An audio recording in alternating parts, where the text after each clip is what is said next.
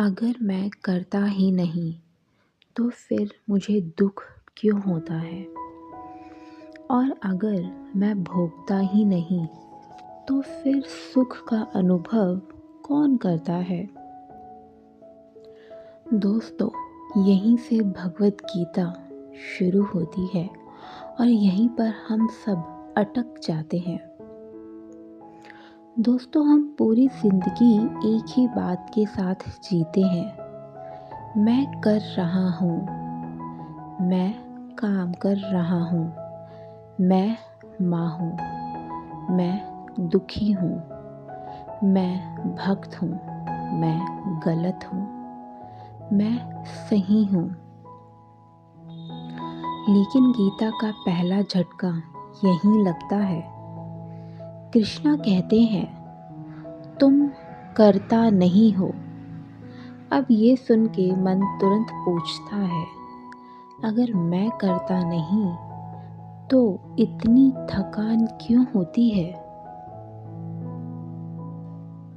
कुरुक्षेत्र में अर्जुन भी यही पूछ रहा है। उसके हाथ कांप रहे हैं, मन भरा हुआ है, आंखों में आंसू है। और कृष्णा उससे कहते हैं, अर्जुन, तू शरीर नहीं है।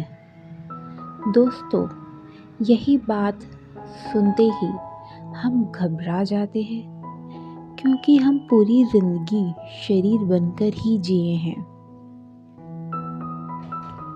सोचो, जब तुम सपने में रोती हो, आंसू बहते हैं, दिल दर्द करता है, लेकिन जागते ही तुम कहते हो, अरे ये तो सिर्फ एक सपना था।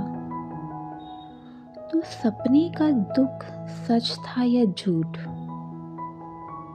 उस वक्त सच था, जागते ही झूठ हो गया। गीता कहती है, ये जो जागृत अवस्था है, ये भी एक लंबा सपना ही है।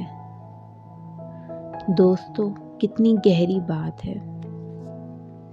जिस तरह से हम सपने में कोई भी सपना देखते हैं, जैसे वो कभी हम ऐसा सपना देखते हैं जिसमें हम बहुत दुखी हैं, बहुत रो रहे हैं या फिर बहुत खुश हैं, तो जब हमारी नींद टूटती है तो हम फिर देखते हैं सच्चाई को कि वो तो एक सपना था, मैं इतना दुखी था या फिर इतना खुश था। लेकिन हम उस सपने में सच में दुख और सुख का अनुभव कर रहे थे, लेकिन जागृत अवस्था में वो सब नहीं था। इसी प्रकार हम अपने मनुष्य शरीर में हम सुख दुख के सपने में आंखें खोल कर जी रहे हैं, लेकिन ये क्या है? ये भी एक जीते जी हम सपना ही जी रहे हैं, जिसमें हम सुख दुख इन सब को हम महसूस कर रहे हैं। पर सच ये नहीं है, हमें जागने की ज़रूरत है। जिस दिन तुम जाग गए, उस दिन ये सपना टूट जाएगा और तुम सुख दुख के इस अनुभव से बाहर आ जाओगे। उसी को आत्मज्ञान कहते हैं। कृष्णा कहते हैं, प्रकृति के गुण ही सब कुछ कर रहे हैं। शरीर काम करता है, मन सोचता है, बुद्धि फैसला लेती है और आत्मा सिर्फ देखती है, सिर्फ साक्षी होती है। तो भोगता कौन है? दोस्तों, जब हम कहते हैं मुझे दुख हुआ, मुझे गुस्सा आया, तो सच में क्या हुआ? कभी सोचा? दुख मन को हुआ, शरीर ने रिएक्शन दिया, लेकिन आत्मा सिर्फ देख रही है।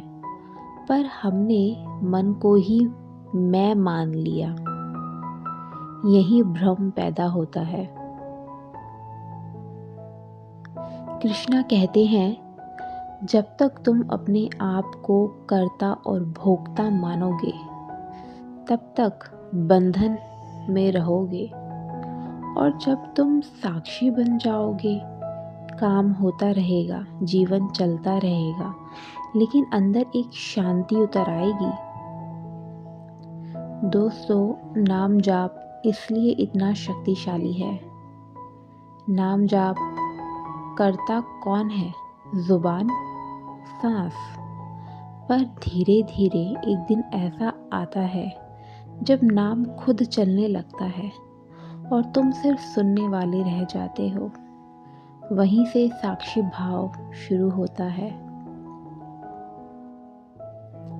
दोस्तों, गीता तुमसे ये नहीं कहती कि काम छोड़ दो।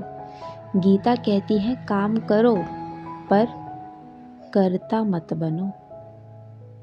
जियो, पर भोगता मत बनो। दोस्तों, हमारे शरीर के प्रत्येक भाग हमारे उपकरण हैं, और जो हमारी आत्मा है वो साक्षी रहती है, वो सिर्फ देखती है।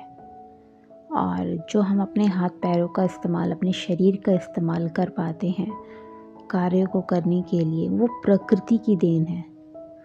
प्रकृति के गुण है वो, जिसकी वजह से हम अपने हाथ पैर चला पाते हैं। तो यानी ये सब हमें किसने दिया है? प्रकृति ने दिया है। प्रकृति कौन है? प्रकृति हमारी माँ है।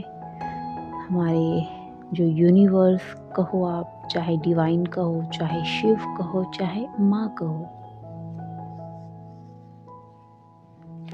तो दोस्तों, बस देखो, महसूस करो और धीरे धीरे याद रखो, तुम शरीर नहीं हो, तुम मन नहीं हो, तुम सिर्फ चेतना हो। शक्ति भी, भक्ति भी और अब अभिव्यक्ति भी। दोस्तों, अगर आपको ये बात समझ में आई तो लाइक, शेयर, सब्सक्राइब ज़रूर करो और कमेंट में मुझे ज़रूर बताओ, क्या आपको समझ आया? जय श्री राम, हर हर महादेव।